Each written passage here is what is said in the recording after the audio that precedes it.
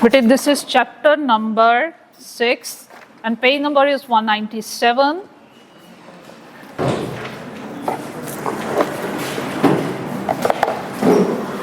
अच्छा बेटे, कुछ एरर्स की प्रॉपर टाइप्स नहीं होती, उसने ये नेम्स खुद से असाइन किए हुए हैं। जरा इन पे फोकस कर लेते हैं। पेज नंबर 198 पे आइएगा। एरर्स की कुछ न्यू कैटेगरीज उसने बनाई हुई हैं, और अगर आपके आई के एग्जामिनर ने ये टर्म्स यूज की हुई हैं तो you must know this for MCQs.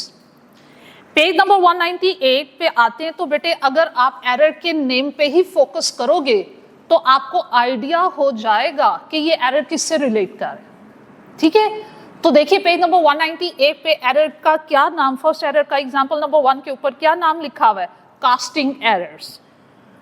आप लोगों ने बिजनेस की ट्रांजैक्शन को जर्नल में जब लिखा, इसे जर्नलाइजेशन या रिकॉर्डिंग बोलते हैं। वहां से डाटा, जब हम जर्नल से डाटा ट्रांसफर करते हैं लेजर्स की तरफ, इसे ट्रांसफरिंग को क्या बोलते हैं? पोस्टिंग। फिर जब आप जर्नल से इंफॉर्मेशन की पोस्टिंग कर लेते हो लेजर्स में, तो उसके बाद लेजर्स की बोथ साइड का टोटल किया करते हो। टोटल करना is called casting. Total is called casting in accounting. फिर क्या किया करते थे, जरा उसको रिकॉल करो। दोनों साइड का टोटल किया, जो बिगर टोटल है वो बोथ साइड पे मेंशन किया, फिर डिफरेंस फाइंड आउट किया। वो जो डिफरेंस आता था लेजर का, उसे बैलेंस का नाम देते थे, ऐसा है। और वो बैलेंस कौन सी साइड पे मेंशन किया करते थे? शॉर्ट साइड पे। लेजर बनाना जहन में है बेटे? मैं रिपीट करूं, स्टेप नंबर 1 क्या है? Recording. Recording means what? To record the business transaction in journal. उसके बाद स्टेप आता है posting, and this is the transferring of information from journal to ledger. Posting के बाद होता है कास्टिंग। कास्टिंग का मतलब क्या होता है? टोटल करना। हम लेजर की बोथ साइड, 2 साइड्स होती हैं, एक डेबिट और एक क्रेडिट, दोनों साइड का टोटल किया। बिगर टोटल बोथ साइड पे मेंशन करते हैं। बिगर टोटल में से स्मॉलर टोटल को माइनस करते हैं, जो डिफरेंस आता है उसे क्या नाम देते थे? बैलेंस। और वो शॉर्ट साइड पे लिख देना। This process is called balancing. अब इन सारे स्टेप्स में जहां जहां मिस्टेक हो रही है सीक्वेंस में, उसने इन एरर्स को उनके नेम से ही कॉल किया हुआ है। यहाँ पे ये कोई प्रॉपर कैटेगरीज नहीं होती, ये प्रॉपर टाइप्स नहीं होती एरर्स की, लेकिन उसने इस पर्सपेक्टिव से उनको नाम दिए हैं। तो पहले एरर का नाम क्या है बेटा? कास्टिंग। पहले एरर का उसने नाम क्या लिखा हुआ है? कास्टिंग। कास्टिंग का मतलब क्या होता है? टोटल। और ये देखो, हो सकता है ना कि हमने लेजर का टोटल किया और डेबिट और क्रेडिट साइड का टोटल में मिस्टेक हो जाए। टोटल कभी ज्यादा हो जाता है और कभी टोटल गलती से कम हो गया। ज्यादा टोटल हो गया, ओवर कास्टिंग। कम टोटल हुआ, अंडर कास्टिंग। अब ओवर कास्टिंग अंडर कास्टिंग को क्या करना है ये समझते हो ना आप? क्या आइडिया है? तो चलो पढ़ते हैं। वो क्या लिखता है कास्टिंग एरर में? लिखता है बेटे, इनकरेक्ट एडिशन। एडिशन को अंडरलाइन करो। एडिशन का मतलब टोटल करना। This is called casting. Incorrect addition in any individual account. आपने टोटल की जब मिस्टेक की तो इससे क्या होगा? अंडर कास्टिंग और ओवर कास्टिंग के इश्यूज अराइज होंगे। ओके हो गया। अब आते हैं बैलेंसिंग एरर। खुद सोचो ये किससे रिलेट करता होगा? नेम पे फोकस करो। आपने क्लोजिंग बैलेंस फाइंड आउट किया, वो रॉन्ग फाइंड आउट कर लिया या रॉन्ग साइड पे पुट कर दिया। डेबिट साइड पे लिखना चाहिए था, क्रेडिट साइड पे लिख दिया। क्रेडिट साइड पे लिखना चाहिए था, डेबिट साइड पे लिख दिया। या बैलेंस की फिगर गलत कैलकुलेट कर दी। बैलेंसिंग करते हुए अगर मिस्टेक हो गई तो उस एरर को हम नाम क्या देंगे? Balancing error. तो देखो क्या लिखता है बैलेंसिंग एरर में? Opening balance is not brought down और brought down on the wrong side and with wrong amount. Balancing error opening balance से रेलेवेंट भी हो सकता है और क्लोजिंग बैलेंस से रेलेवेंट भी हो सकता है। एसेट्स का opening balance should be on debit side. Liabilities का ओपनिंग बैलेंस किस साइड पे होना चाहिए? क्रेडिट साइड पे। कैपिटल का ओपनिंग बैलेंस किस साइड पे होना चाहिए? क्रेडिट साइड पे। रेवेन्यूज और एक्सपेंसेस आपके टेम्पररी अकाउंट्स होते हैं, इनका ओपनिंग क्लोजिंग बैलेंस नहीं होता। लेकिन आपसे मिस्टेक क्या हुई? एसेट का ओपनिंग बैलेंस डेबिट साइड पे आना चाहिए, आपने क्रेडिट साइड पे लिख दिया। लायबिलिटीज का बैलेंस क्रेडिट साइड पे लिखना चाहिए था ओपनिंग, आपने डेबिट साइड पे लिख दिया। ऐसे प्रॉब्लम्स हो सकते हैं ना बेटे। तो अच्छा चलो इनकी करेक्शन कैसे करोगे? एसेट का ओपनिंग बैलेंस डेबिट साइड पे लिखना चाहिए था, आपने क्रेडिट साइड पे लिख दिया। अब क्या करोगे? डेबिट साइड पे लिखोगे विद डबल अमाउंट। तो इसकी करेक्शन यूं करते हैं। Is it easy?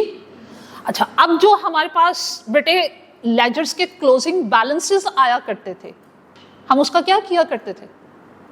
Trial balance में मेंशन करते थे। ऐसा है, एसेट का क्लोजिंग बैलेंस ट्रायल बैलेंस की डेबिट साइड पे, लायबिलिटीज का क्लोजिंग बैलेंस ट्रायल बैलेंस की क्रेडिट साइड पे, कैपिटल का क्लोजिंग बैलेंस ट्रायल बैलेंस की क्रेडिट साइड पे, रेवेन्यूज को क्लोज करने से पहले जो बैलेंस आता था वो क्रेडिट साइड पे, एक्सपेंसेस को क्लोज करने से पहले जो बैलेंस आता था वो ट्रायल बैलेंस की डेबिट साइड पे। वहां पे भी mistake possible. Revenues trial balance की क्रेडिट साइड पे लिख रहे थे, गलती से डेबिट साइड पे लिखते। आपने एसेट्स को ट्रायल बैलेंस की डेबिट साइड पे क्लोजिंग बैलेंस लिखना था, आपने क्रेडिट साइड पे लिख दिया। ऐसी मिस्टेक्स हो जाती है ना बेटे। तो हमसे मिस्टेक हो जाती है, हम कौन है? अकाउंटेंट है, अकाउंटेंट से भी मिस्टेक हो सकती है। तो अगर ट्रायल बैलेंस में या तो लेजर का बैलेंस ही आपने कैरी फॉरवर्ड नहीं किया, ये मिस्टेक भी हो सकती है, या कैरी फॉरवर्ड किया गलत साइड पे कर दिया, या गलत अमाउंट से रिकॉर्ड कर दिया।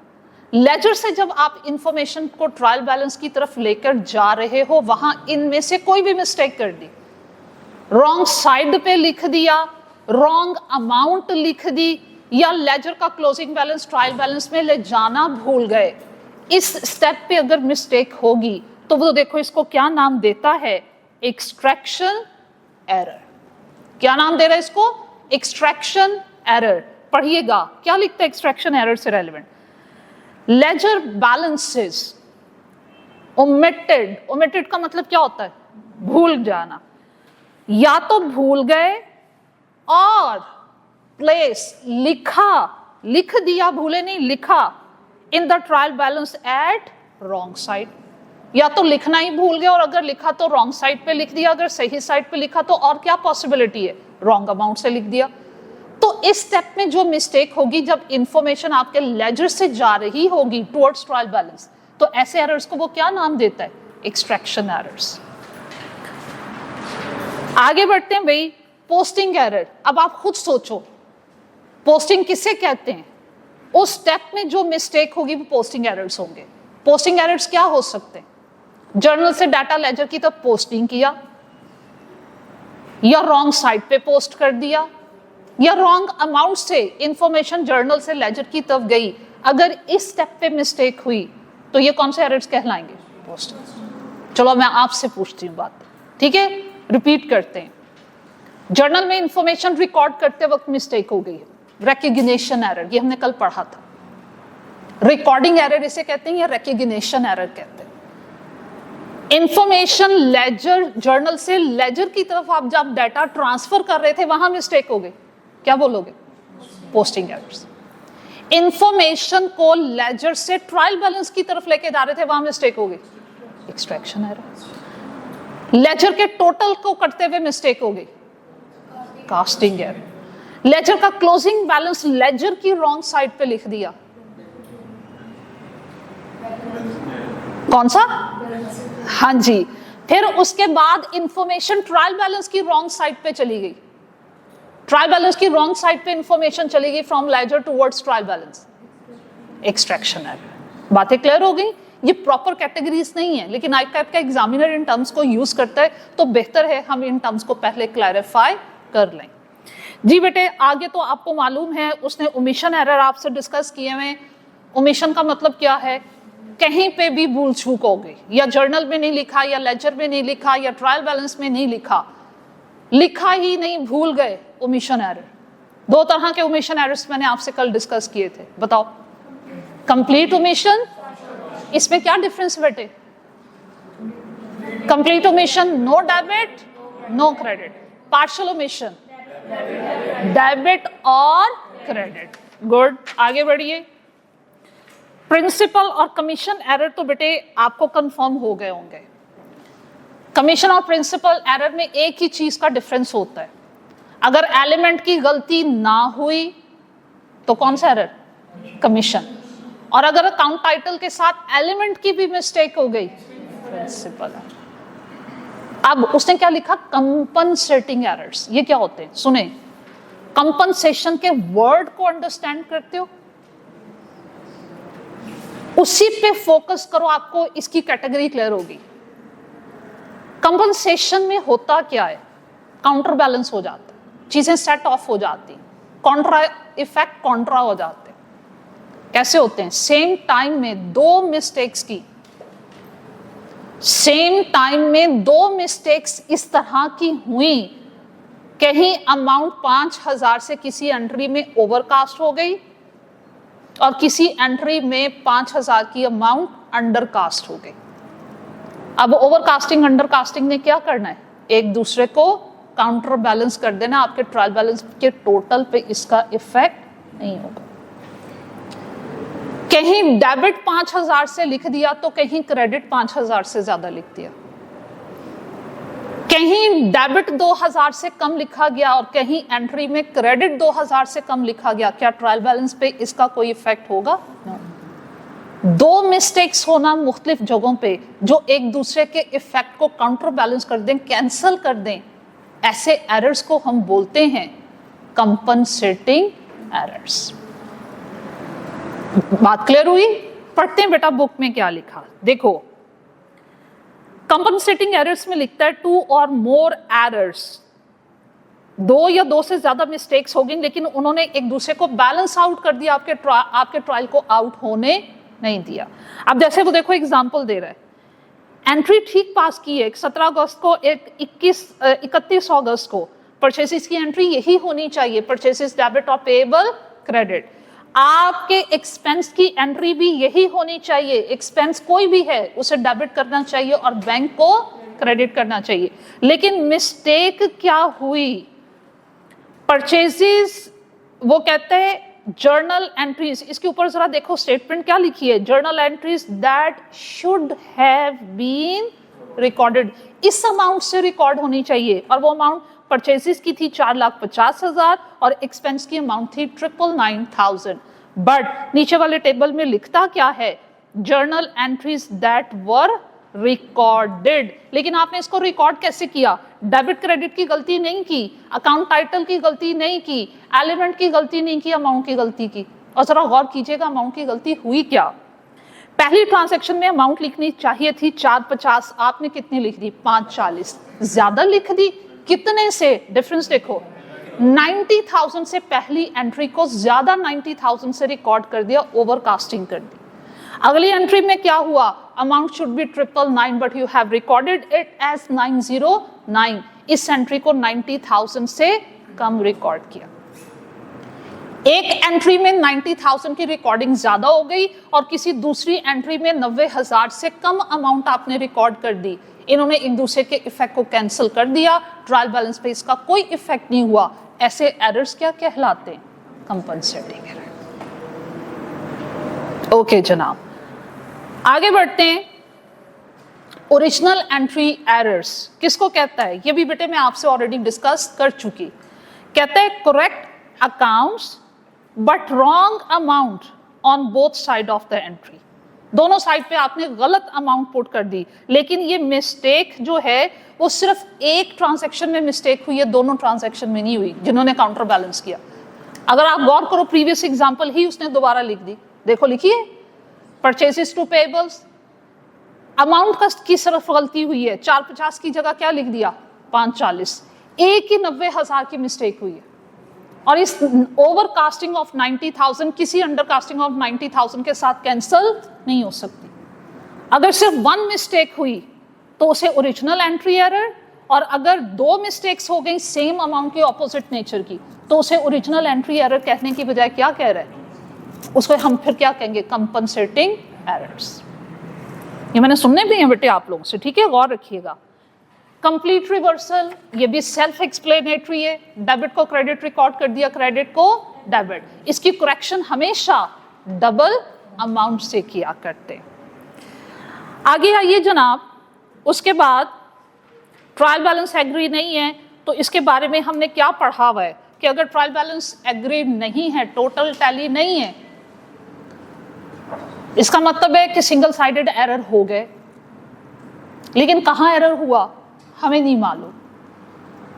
जब तक हमें मालूम नहीं होता तब तक हम एक टेम्पररी अकाउंट ओपन कर लेते हैं, जिसको कल नाम क्या दिया था, सस्पेंस अकाउंट। और बेटे मैंने आपको ये गाइड किया था कि सस्पेंस अकाउंट का कोई नॉर्मल बिहेवियर नहीं होता कि वो डेबिट ही होगा या क्रेडिट ही होगा, ना तो वो कोई एलिमेंट है। ये टेम्पररी अकाउंट है जो हम ओपन करते हैं ट्रायल बैलेंस की बोथ साइड को टैली करने के, फॉर द टाइम बिंग।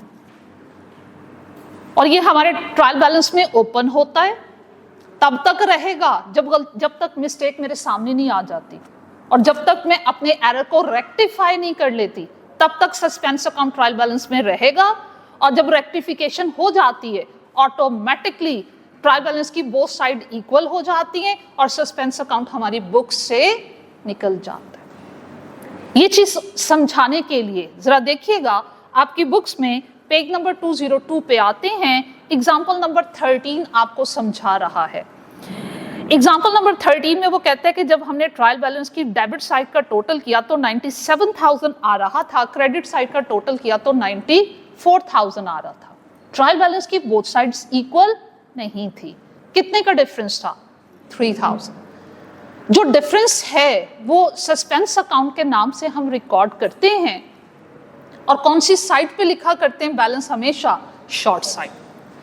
चाहे बैलेंस को ट्रायल बैलेंस में लिखना हो, बैलेंस को लेजर्स में लिखना हो, बैलेंस हमेशा शॉर्ट साइड पे बेटा मेंशन किया जाता। ठीक है, यहां ट्रायल बैलेंस की कौन सी साइड शॉर्ट थी? क्रेडिट, तो उसने क्रेडिट साइड पे 3,000 लिख दिया। अब अगर ट्रायल बैलेंस की क्रेडिट साइड पे सस्पेंस लिखा गया है तो सस्पेंस का बिहेवियर ओपनिंग बैलेंस का क्रेडिट होगा, और अगर ट्रायल बैलेंस की डेबिट साइड शॉर्ट हुई तो सस्पेंस ट्रायल बैलेंस की डेबिट साइड पे आएगा और उसका बिहेवियर क्या हो जाएगा? डेबिट हो जाएगा। Simple, keep in mind, suspense account trial balance की उस साइड पे आता है जो साइड शॉर्ट होती है, और वही सस्पेंस अकाउंट के ओपनिंग बैलेंस का बिहेवियर होता है। अगर सस्पेंस अकाउंट ट्रायल बैलेंस की डेबिट साइड पे है तो सस्पेंस अकाउंट के ओपनिंग बैलेंस का बिहेवियर क्या है? डेबिट। अगर सस्पेंस अकाउंट ट्रायल बैलेंस की क्रेडिट साइड पे है तो सस्पेंस अकाउंट के ओपनिंग बैलेंस का बिहेवियर क्या है? क्रेडिट। सस्पेंस अकाउंट का कोई क्लोजिंग बैलेंस नहीं होता। सस्पेंस अकाउंट का कोई भी क्लोजिंग बैलेंस नहीं होता। अगर हुआ तो इसका मतलब क्या होगा? इसका मीनिंग होगा कि स्टिल हमारी बुक्स में मिस्टेक्स हैं, और जब तक सारी mistakes rectify, specifically single sided errors जब तक रेक्टिफाई नहीं होते तब तक सस्पेंस अकाउंट हमारी बुक्स में रहेगा। और अगर सस्पेंस का बैलेंस 0 हो गया तो इसका मतलब है कि मैंने सिंगल साइडेड एरर सारे रेक्टिफाई कर दिए। ठीक हो गया बच्चों? चलें जनाब, अब प्रैक्टिस के लिए कुछ एग्जाम्पल सॉल्व करते हैं। जनाब ट्राई कीजिएगा कि सॉल्यूशन पे फोकस नहीं करना। You have 5 minutes. आप जरा एग्जाम्पल नंबर 15, 16 और 17 को देखिए। मैं 1 बाय 1 आपसे डिस्कस करूंगी। आंसर तो दिए हुए आप लोग देख लोगे, लॉजिक्स आप लोगों ने मुझे समझानी है। ठीक है, पहले 15 की तरफ आइए। Take 2 minutes.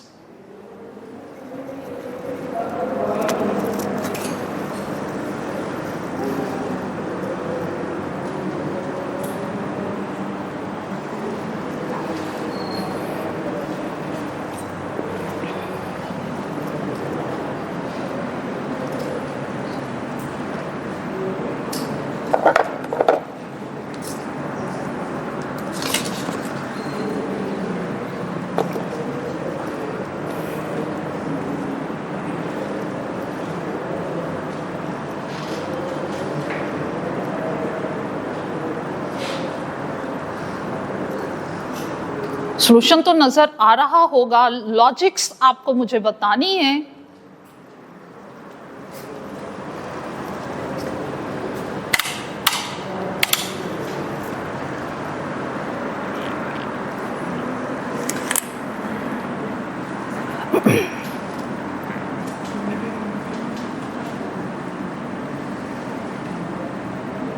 चलो बेटा, कुछ आपने समझा, आप मुझे समझाइए, फिर मैं आपसे बात करूंगी।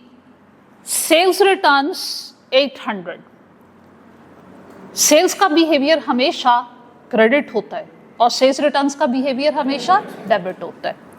तो सेल्स रिटर्न की ट्रांजैक्शन थी 800 और सेल्स रिटर्न्स को हम रिकॉर्ड कैसे करते हैं? सेल्स रिटर्न्स डेबिट और कस्टमर आपका रिसीवेबल अकाउंट क्रेडिट। कहते हैं वो recorded correctly in the receivable account. Receivable account में सही एंट्री की, और रिसीवेबल को क्या होना चाहिए था इस एंट्री में? क्रेडिट, और वो हमने सही क्रेडिट किया, उस साइड पे कोई मिस्टेक नहीं है। फिर मिस्टेक क्या हुई? But they have been recorded incorrectly as a credit entry in the purchase return account. Sales returns थे, आपने ऐसा परचेज रिटर्न उसको रिकॉर्ड कर लिया, इसका मतलब है कि सेल्स रिटर्न को रिकॉर्ड नहीं किया, परचेज रिटर्न को रिकॉर्ड कर लिया। अब जो रॉन्ग अकाउंट टाइटल है, मैंने कल के लेक्चर में क्या गाइड किया था कि उसके इफेक्ट को कैंसिल करो ऑपोजिट ट्रीटमेंट करके। आपने परचेज रिटर्न को डेबिट किया गलती से या क्रेडिट किया? क्रेडिट किया, जबकि ये तो परचेज रिटर्न में रिकॉर्ड ही नहीं होना चाहिए था। तो उसके इफेक्ट को कैंसिल करो, क्या करोगे? परचेज रिटर्न को डेबिट करोगे, और जो करेक्ट अकाउंट इन्वॉल्व होना चाहिए था आपकी एंट्री में, वो अकाउंट फॉर नहीं हो सका था, अकाउंट फॉर करें। सेल्स रिटर्न्स को डेबिट होना चाहिए था, आप डेबिट नहीं कर सके, तो बेटे रेक्टिफाइंग एंट्री में आप उसको डेबिट कर दो। तो मुझे दो डेबिट्स मिल रहे हैं, परचेज रिटर्न डेबिट कर रही हूं ताकि उसका इफेक्ट कैंसिल हो जाए। सेल्स रिटर्न रिकॉर्ड नहीं हो सका था, उसे रिकॉर्ड करना है क्योंकि ये ट्रांजैक्शन सेल्स रिटर्न्स की थी, तो सेल्स रिटर्न्स भी डेबिट, परचेज रिटर्न्स भी debit.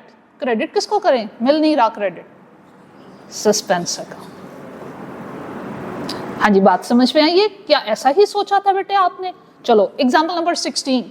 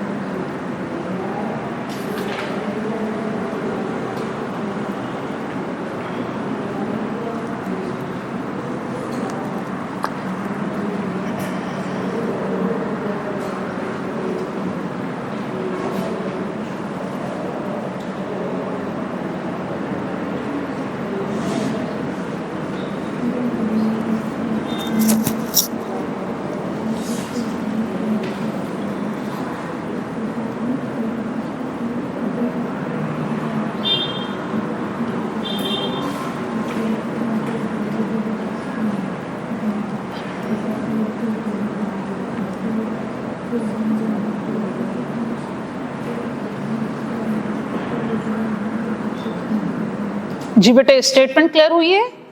Should I start now? जी बताइए। 16 में क्या कहता है?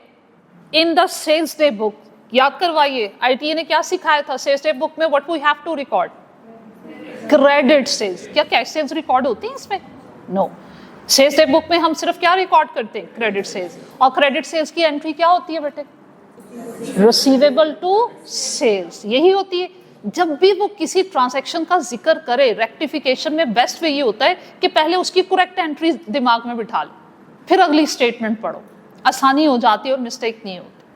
तो जैसे मैंने सेल्स डे बुक का टाइटल पढ़ा, फॉरन क्लिक हुआ कि भी मुझे आईटीए ने सिखाया था कि सेल्स डे बुक में क्रेडिट सेल्स रिकॉर्ड करते हैं, और क्रेडिट सेल्स को कैसे रिकॉर्ड करते हैं, मैं स्टेप नंबर 2 में फौरन उसकी एंट्री को रिकॉल किया। भाई क्रेडिट सेल्स को हम रिकॉर्ड करते हैं रिसीवेबल डेबिट और सेल्स क्रेडिट। अब मैं अगली स्टेटमेंट पढ़ूंगी कि गलती क्या हुई। The column for the total sales has been added up incorrectly.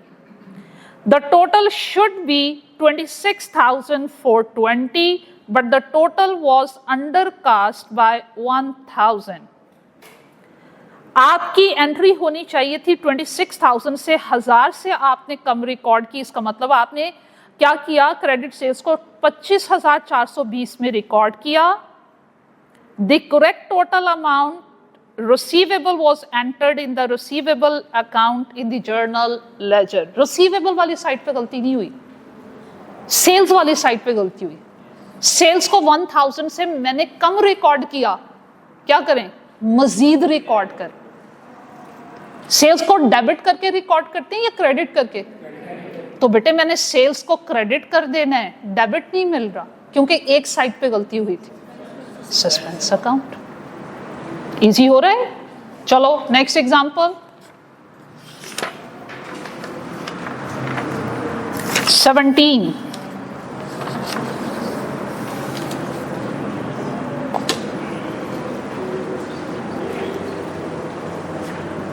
सोचें,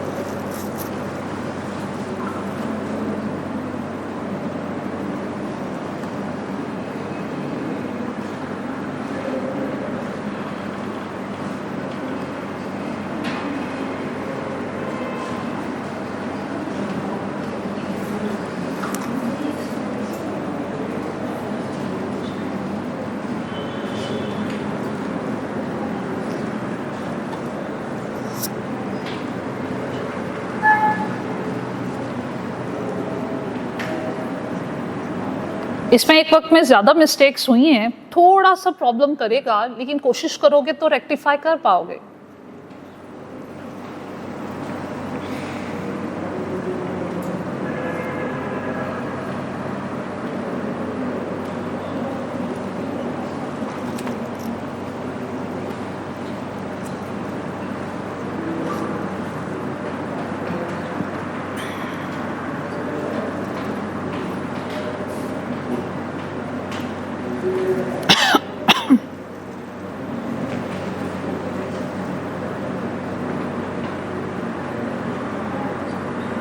चलें जनाब, आपको गाइड करते हैं। चेक था 10,800 was paid to a creditor who allowed 10% cash discount. हमने क्रेडिटर को पेमेंट की, उसने हमें 10% डिस्काउंट दिया। क्रेडिटर के लिए वो डिस्काउंट अलाउड है और हमारे लिए क्या है, डिस्काउंट रिसीव्ड है। तो बेटे आपने, इसका मतलब है 10% डिस्काउंट अगर मैंने अवेल किया है तो पेमेंट मैंने कितने परसेंट किए, 90%। तो ये जो 10,800 है ये 90% है। 100% कैसे फाइंड आउट करेंगे? 10,800 जो अमाउंट है उसको उसी की परसेंटेज से डिवाइड कर दो और जितनी अमाउंट फाइंड आउट करनी है उसकी परसेंटेज से मल्टीप्लाई कर दो।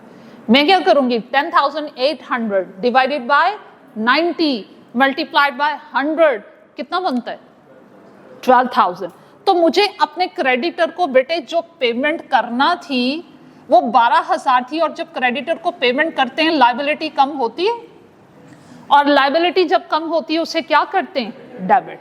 पैसे मैंने दिए, चेक पे किया, मेरा बैंक का बैलेंस कम हुआ, और बैंक बैलेंस जब कम होता है, एसेट कम होता है, उसे क्या करते हैं, क्रेडिट। मैंने डिस्काउंट अवेल किया, डिस्काउंट मेरा बेनिफिट है, इसलिए डिस्काउंट बेनिफिट को मैंने क्या करना है, क्रेडिट करना है। एंट्री क्या होनी चाहिए थी, लायबिलिटी हमेशा टोटल अमाउंट से रिकॉर्ड करते हैं।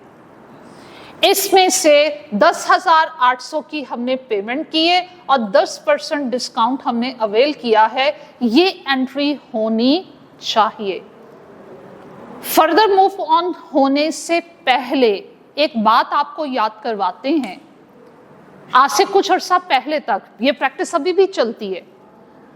डिस्काउंट रिसीव्ड को बाय नेम अगर रिकॉर्ड करोगे जर्नल में तो इसका अलग से लेजर बनेगा।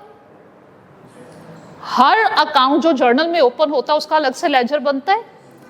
अगर आप डिस्काउंट रिसीव का लेजर बनाओगे, इसका क्लोजिंग बैलेंस आएगा, ट्रायल बैलेंस में जाएगा, और आप फाइनल अकाउंट में क्या सीख कर आए हो, डिस्काउंट रिसीव की नई ट्रीटमेंट क्या सीख कर आए हो, कि पहले डिस्काउंट रिसीव को हम लेते थे एज अदर इनकम, पहले डिस्काउंट रिसीव को लेते थे एज अदर इनकम और वो जीपी में ऐड होती थी। अब जो चेंज आया है उसके अकॉर्डिंगली क्या है, जो डिस्काउंट जिससे रिलेट कर रहा हो उसी के साथ नेट ऑफ कर दें। तो परचेजेस में से माइनस करो क्योंकि वो परचेजेस के अगेंस्ट मिलता है। इसलिए बुक्स में आप देखोगे कि अच्छा डिस्काउंट रिसीव को अगर मैं परचेजेस में से माइनस करूंगी, परचेजेस का बैलेंस बढ़ेगा या कम होगा? कम होगा। परचेजेस कौन सा एलिमेंट है? एक्सपेंस है, और एक्सपेंस जब कम होता है उसे क्या करते हैं? क्रेडिट करते हैं। तो आपने क्या करना है, डिस्काउंट रिसीव को अलग से रिकॉर्ड करना है, अलग से रिकॉर्ड कर लो। और अगर परचेजेस में से माइनस करना है तो वो परचेज के बैलेंस को कम करेगा, और जब एक्सपेंस कम होता है उसे क्या करते हैं? क्रेडिट करते हैं। तो आपको बुक्स में अब ये दोनों मेथड नजर आ रहे होंगे। आप चाहो तो डिस्काउंट रिसीव को अलग से एज अदर इनकम रिकॉर्ड कर लो और इनकम को क्रेडिट करके रिकॉर्ड करते हैं। आप चाहो तो डिस्काउंट रिसीव को परचेजेस में से माइनस कर दो, और अगर परचेजेस में से माइनस करोगे, परचेज जो कि एक एक्सपेंस है उसका बैलेंस कम होगा, और जब एक्सपेंस कम होता है उसे क्या करते हैं? क्रेडिट करते हैं। यहां तक बात समझ में आती सबको? ये एंट्री होनी चाहिए थी, बट हमने एंट्री पास क्या की वो पढ़ते। कहता है the payment was correctly entered in the bank book. Bank में जितनी एंट्री होनी चाहिए ये हमने करेक्टली रिकॉर्ड कर दी, जितनी अमाउंट से और डेबिट क्रेडिट वो सही है। But was posted to the purchase account. हमने परचेज अकाउंट में अमाउंट डाल दी, कितनी? 1080। भाई परचेजेस में ये अमाउंट क्या करने गई थी?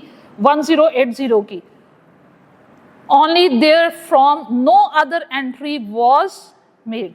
आपने इसके अलावा कोई इफेक्ट नहीं दिया, बस आपने एक जगह क्या किया, आपने परचेजेस को डेबिट किया और बैंक को क्या किया, जो होना चाहिए था वही किया, और उसको होना क्या चाहिए था? क्रेडिट होना चाहिए था। और ये अमाउंट कितने से रिकॉर्ड की? यूं किया आपने।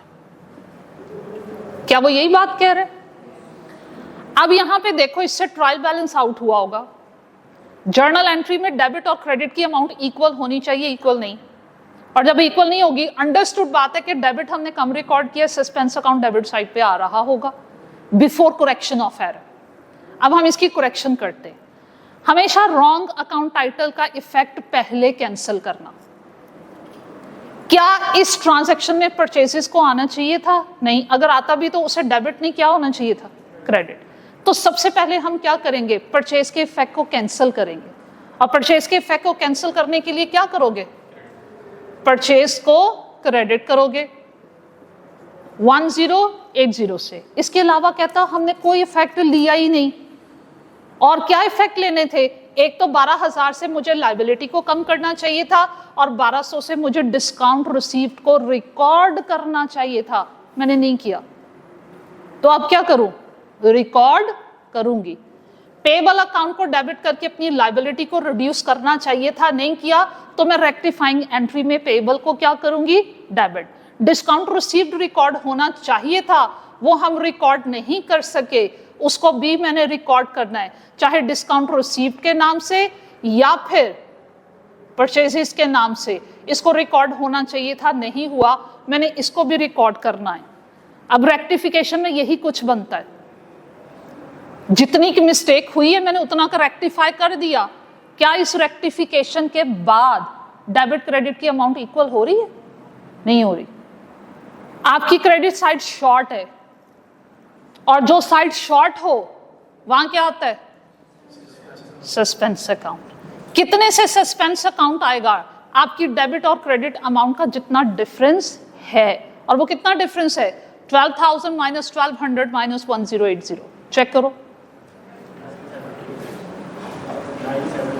9720 से अगर सस्पेंस अकाउंट को मैं क्रेडिट करती हूं तो मेरी रेक्टिफाइंग एंट्री की डेबिट क्रेडिट अमाउंट इक्वल हो जाती है। ठीक है, इसको मैं कंफर्म भी कर सकती हूं, उसका भी एक तरीका कार है।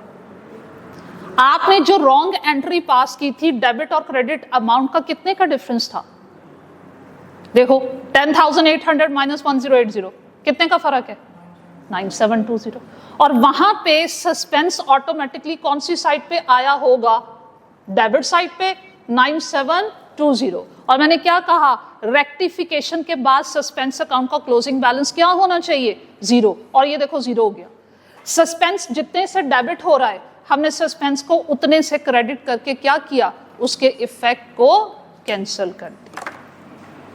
ठीक है, चलो मेरा बेटा नेक्स्ट, आज प्रैक्टिस डे ही है, एग्जाम्पल नंबर 18। कल का लेक्चर बड़ा इंपॉर्टेंट है, किसी ने स्किप नहीं करना। वो आईटीए से रेलेवेंट है लेकिन वो आपको रिकॉल करवाना डिफरेंट एंगल से बड़ा जरूरी है, ठीक है। अदरवाइज आपकी रेक्टिफिकेशन ऑफ एरर का पास पेपर का कोई क्वेश्चन सॉल्व नहीं हो पाएगा अगर कल का लेक्चर स्किप हुआ तो, ठीक है जी। मूव कर दीजिए एग्जाम्पल नंबर 18।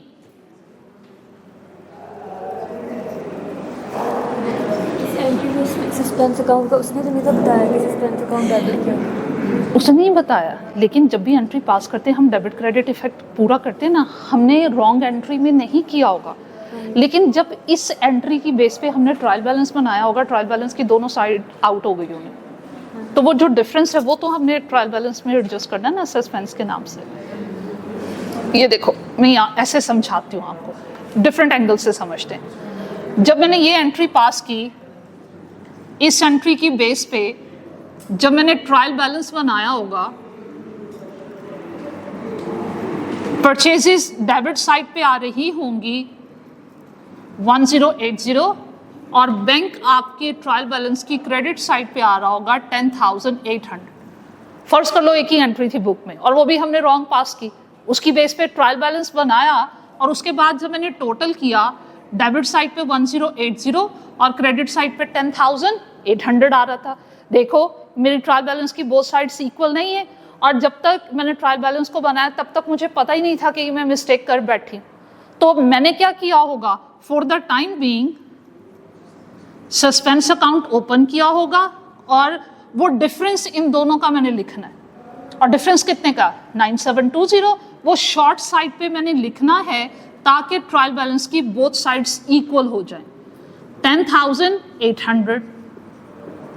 अब उसके बाद हम क्या करते हैं, जब ट्रायल बैलेंस को इक्वल करते हैं, एरर्स को रेक्टिफाई करने से पहले हम सस्पेंस अकाउंट ओपन कर लेते हैं। ये ओपन कर लिया सस्पेंस अकाउंट। अब ये सस्पेंस अकाउंट का ओपनिंग बैलेंस है, क्लोजिंग तो कोई होता नहीं है।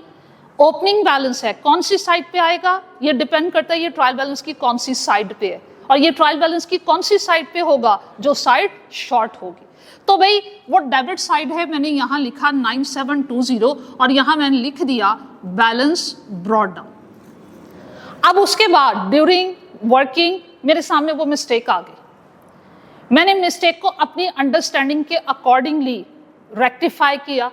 अब जब मैंने रेक्टिफिकेशन की, सस्पेंस अकाउंट क्रेडिट हो रहा था रेक्टिफिकेशन में, मैंने इसकी पोस्टिंग कर दी सस्पेंस अकाउंट में 9720, ये मैंने पोस्टिंग कर दी पेबल के ऑपोजिट, तो ऑटोमेटिकली इसका क्लोजिंग बैलेंस निल हो गया। तो इसका मतलब है कि मैंने रेक्टिफिकेशन ठीक कर ली, रेक्टिफिकेशन में मैंने कोई गलती नहीं की। अब क्लियर हो गया? चलो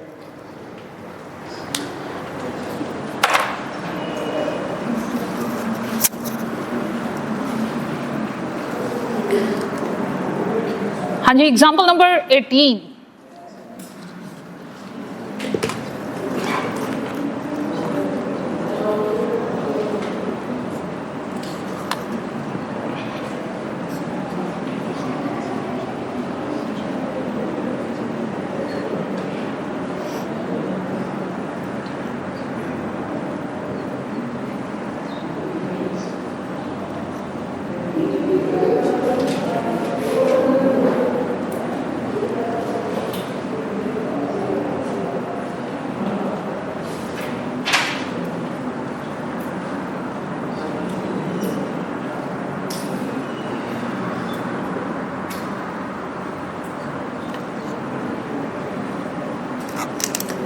हाँ जी, क्या कहते हैं, sale commission of 3500 was paid.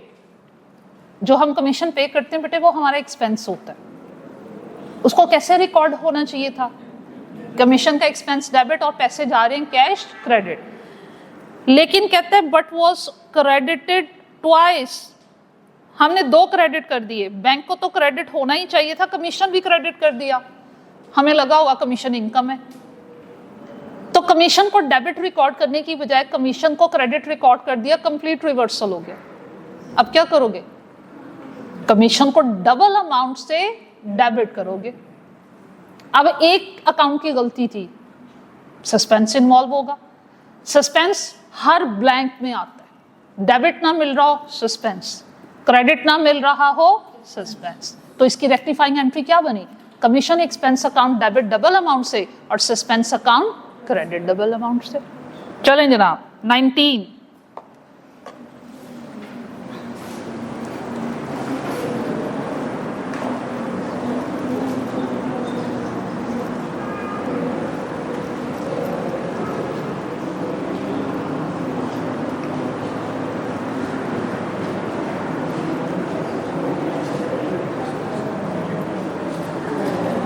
बेटे अटेंडेंस सर्कुलेट कीजिए।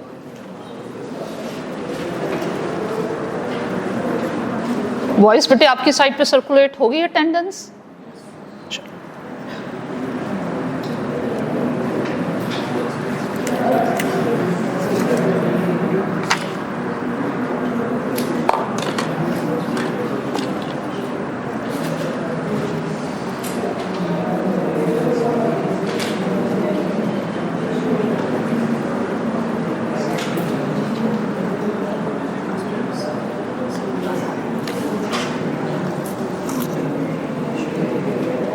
आईटीए में अंडर पीरियोडिक सिस्टम 4 ट्रांजैक्शन के बारे में टीचर ने अलग से गाइड किया होगा, और उन चारों ट्रांजैक्शन में एक कॉमन पॉइंट होगा कि सम टाइम, देखो बिजनेस, अगर आप ट्रेडर हो या मैन्युफैक्चरर हो, आप गुड्स बना रहे हो या परचेज कर रहे हो, वाई? बेचने के लिए, और बेचते हैं हम कॉस्ट प्राइसेस ज्यादा में ताकि हमें प्रॉफिट हो जाए।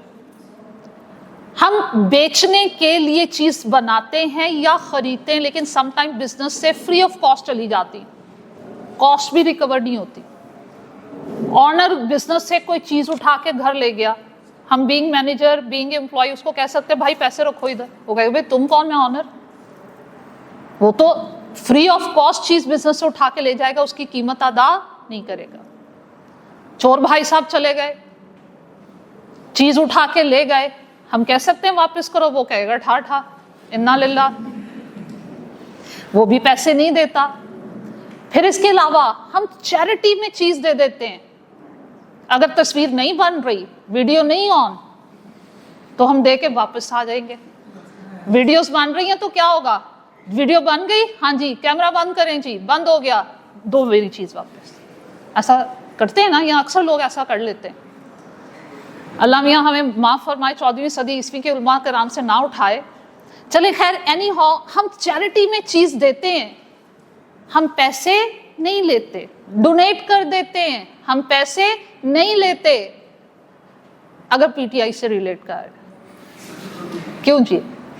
नून लीगी हैं, हम मौलाना फजलुर रहमान साहब हैं, हम वही करेंगे जो पहले कर रहे थे। ठीक है, आगे बढ़ते हैं जी बेटे।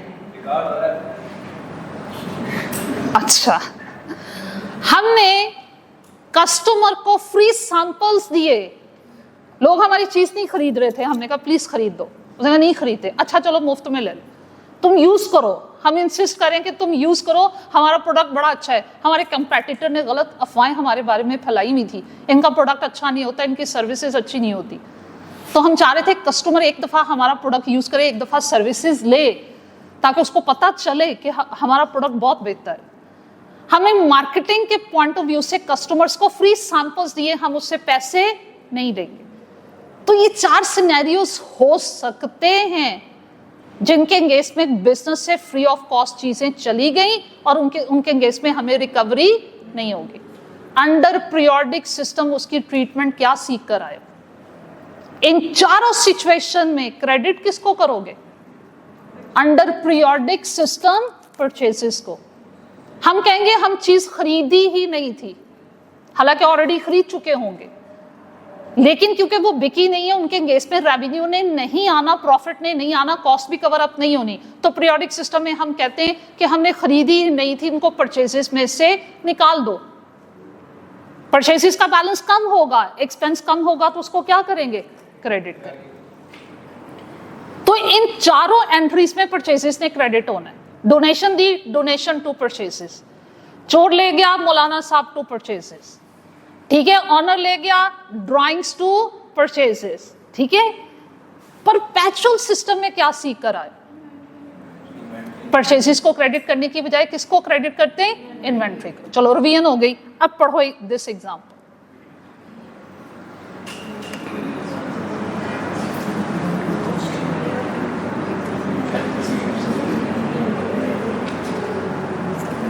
ये तो सिंपल सा एरर है बेटे, रिकॉर्ड नहीं किए तो हम क्या करेंगे?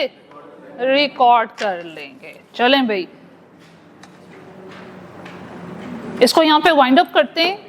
कल इंशाल्लाह न्यू चीजें पढ़ेंगे, न्यू आइटम्स, न्यू ट्रांजैक्शंस, और उसकी प्रैक्टिस करेंगे। और ठीक है, अल्लाह हाफिज।